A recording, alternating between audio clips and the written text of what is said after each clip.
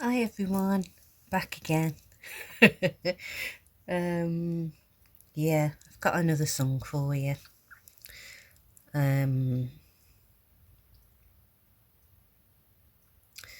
this one kind of took me by surprise. Because it's actually one that has got a little bit of a meaning for me. But it came on while I was having dinner today, and I haven't heard it for a while, so I think that's what threw me a little bit. But it's always on my mind. But it's the Pet Shop Boys version. But that song actually followed me around for months and months and months after Mr. J passed away last year. And it followed me around for months and months and months. It kept coming on the radio when I was having dinner. I used to hear it when I was out and about in the shops. And yeah, it just followed me everywhere for months and months and months. Until the one day when I actually sort of came to the realisation what the meaning was behind it for me. And it was actually when we was away on holiday. Went to Borth and we went to McCuncliffe for the day, for a day out. And it was actually while we was there. It was a strange holiday for me because it was the first one without him as well. So my emotions were sort of running wild anyway.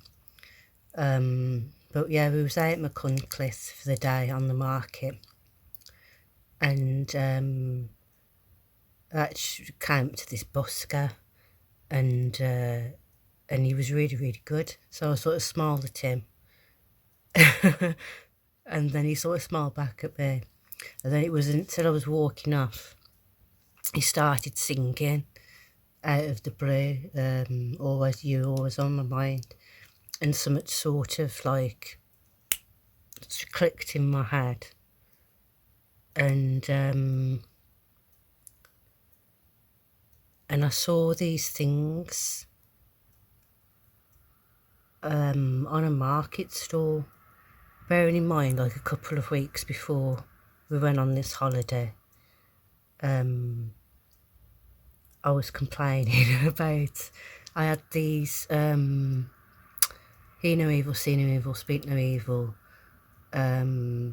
East Island planter heads that I had from Poundland years back, and I was really disappointed and upset because I hadn't realised that they weren't meant to be for outdoor, and then they got ruined the 1 year and disintegrated over the winter, and then when it came out in the spring, like they was ruined, and I was really upset.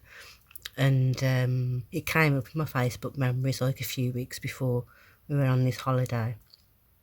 And bearing in mind, at that point I was still sort of talking to him, like his pictures, and like out loud, and like, I know it sounds silly, but it was helping me at the time to process things. And it come up in my Facebook memories about these planters, and I said like, oh, you know, I really, really wish that I could find some more like them because I really like them, because I'd stopped doing them at the Poundland. And like, yeah, and I said, oh, I really, really wish I could get some more of these planters. And then fast forward a couple of weeks, while I was out at McCuncliffe, this song comes on, you're always on my mind. And then out of the blue, I walked past this market store that was selling like garden ornaments and things, and lo and behold, they had a set of the see no evil, hear no evil, speak no evil Easter egg, Easter Island head planters, like proper outdoor ones, which ain't gonna disintegrate over the winter. And they were selling them for like, I'm sure it was something like a set a set for £15 or something. So I was like, oh my God, I'm having some of these, like, because I've been after some for ages. And it was then that I sort of realised that that song had been following me around, because it was a message from him, sort of like apologising to me, because he couldn't do the things that he wanted to do for me, and treat me the way that I deserve to be treated. But now that, like, he was gone, he was going to sort of make sure I get the sort of things that I deserve and things like that. So yeah, that song holds a little bit of me for me. But yeah, I think there's some messages in there as well, like for other people, that are probably sort of along the same sort of lines. I think there's probably some of you out there where there's someone who is sort of starting to realise now that they've made like a mistake in the way that they've been treating you. I think it's like that old saying, like, you don't know what you've got till it's gone, like, sort of situation.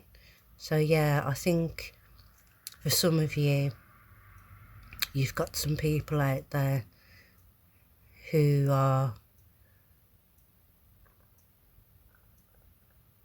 I don't know if they're having like an awakening, but I think they're starting to realise that they should have treated you better, and that they could have handled things better. And they're starting to wish that they'd done things differently.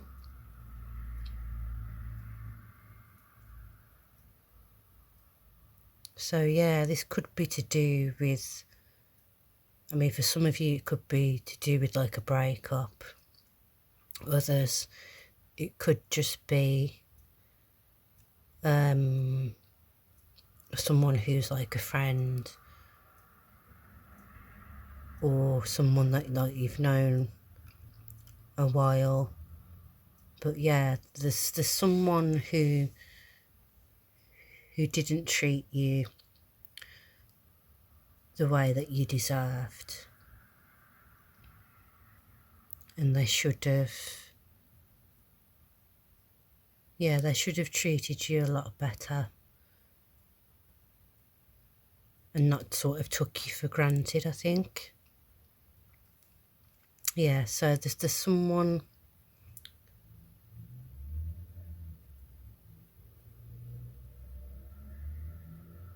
who's realising what they've done,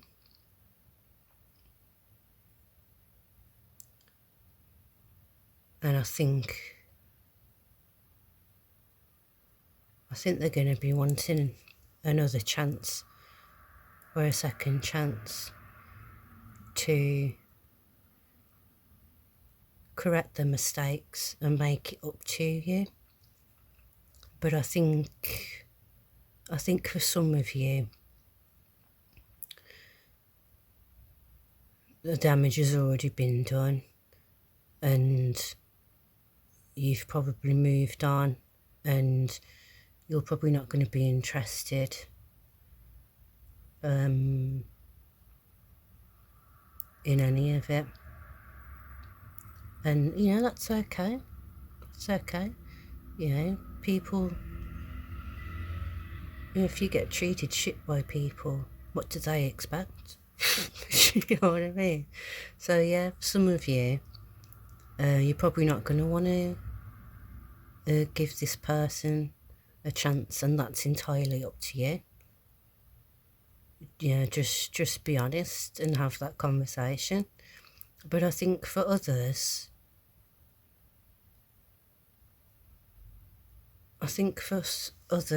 there is going to be some of you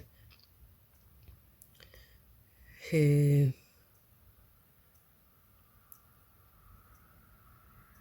are willing to hear them out and hear what they've got to say, and to see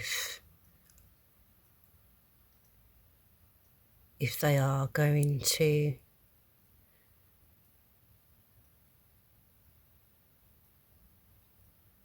sort of correct the mistakes and make it up to you and put more effort in.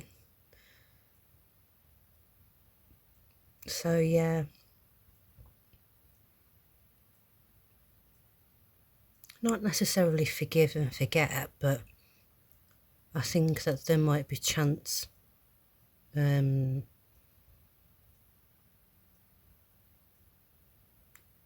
forgive and see if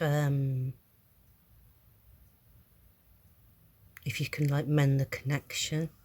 So yeah, let's I've got my healing angels deck out. Let's see if there's anything else to add to it. See if anything. Oh, this one's flipped over. That one flipped. Just so you can see I'm not fiddling. Oh, courage just popped out again. That's weird. Oh, bollocks. I'm not over again. Yeah, we better take that one as well.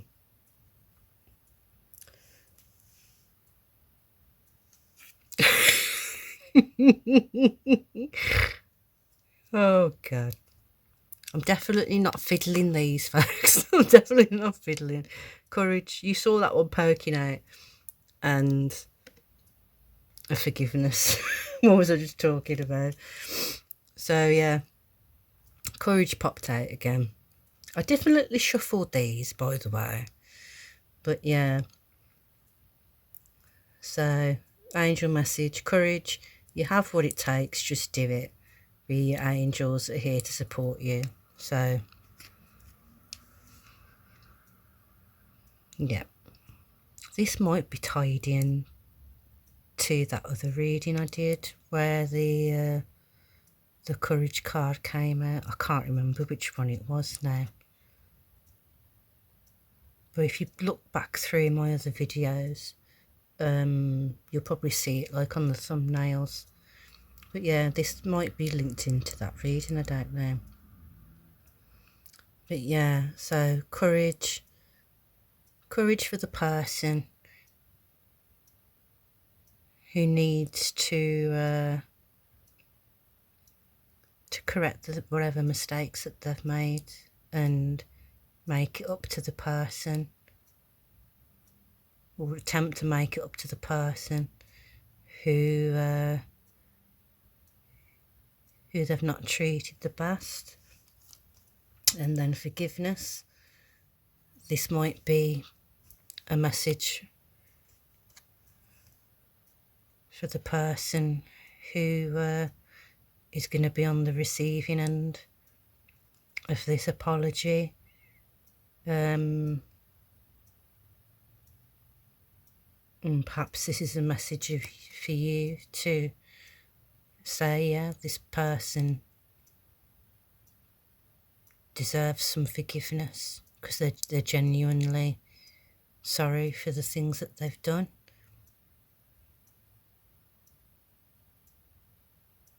So it looks like there might be a chance for some of you to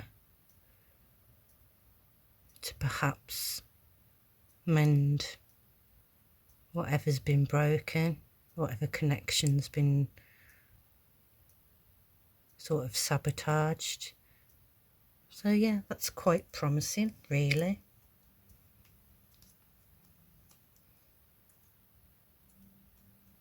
So yeah, so if someone does come along and tries to give you a genuine apology, and want to explain their actions or why treated you in a certain way. Hear them out, perhaps hear them out, give them a chance, and then make a decision from there. But yeah, courage and forgiveness could be the secret to repairing a connection. So I hope that helps, folks. Good luck.